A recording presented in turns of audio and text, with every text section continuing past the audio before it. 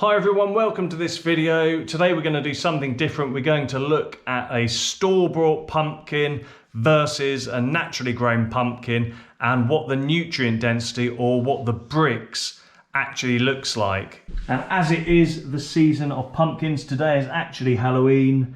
We are going to use these lovely pumpkins in order to do our test. As you can see, we have a beautifully carved pumpkin here with a horse and a bat and a moon, and this is our store-bought pumpkin that we got from the local supermarket.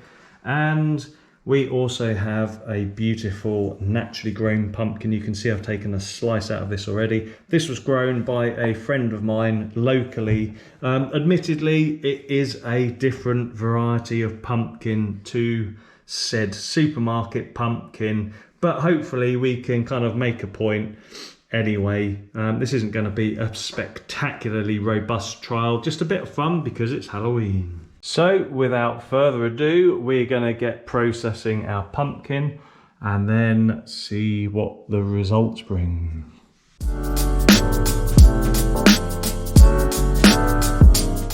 So first things first is to take a slither of pumpkin, which I've done already out of both of these. I've mashed it up, which was easier said than done. This is the natural, no, I beg your pardon. This is the supermarket one. This is the natural. You can actually see the colour difference already between the two. And I took quite an effort to mash these up, but I've got them ready. There's enough kind of juice in order to sample in my pipette before I put it in my refractometer. And this is my refractometer. You might have already seen me use this in a couple of my other videos, especially the most recent one, Does Soil Microbiology Work? Basically, it's a very simple device. You put a squidge of liquid from your food or your vegetables or your plants on this slide here, and you hold it up to the light and it will give you a reading. And this is kind of that process. So you flip this back, you get your pipette with your juice, in this case pumpkin juice from our natural pumpkin. We put it on the slide and then we carefully lower this down like so. Kind of push it gently and we're ready to inspect. And in order to inspect it, you have to look through the skeleton's eye with the refractometer up to the light. And there's a scale inside. I'll see if I can take a screenshot and show you. That scale kind of shows a transition between a light colour and a blue colour against a percentage chart, which gives us our brix. The higher the percentage, the better. Oh, and here is a glimpse. Admittedly, this isn't the greatest, but you can kind of see there's a little percentage scale in here.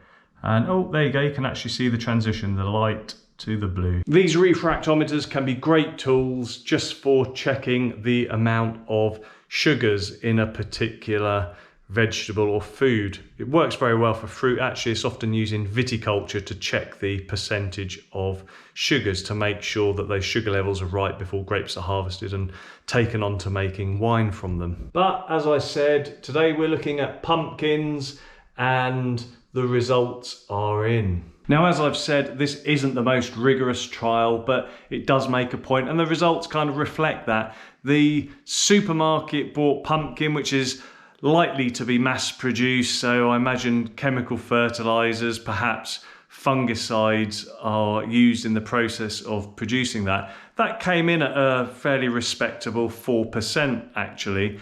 However, my friend's pumpkin, grown about half a mile from here on natural soil, came in at 7%. So actually quite a difference between the two. You could see the differences in the colours, and I can definitely tell you from experience that they are very tasty pumpkins and squash. But like I said, they are different varieties, they're grown in different locations, so who knows, that's only part of the story. But it was a bit of fun today, and it is Halloween, so I would encourage you, get a brix meter, get a refractometer, and give it a go for yourself. Do some comparisons between different foods and perhaps test your own to see how healthy it is by comparison. So that wraps this video up.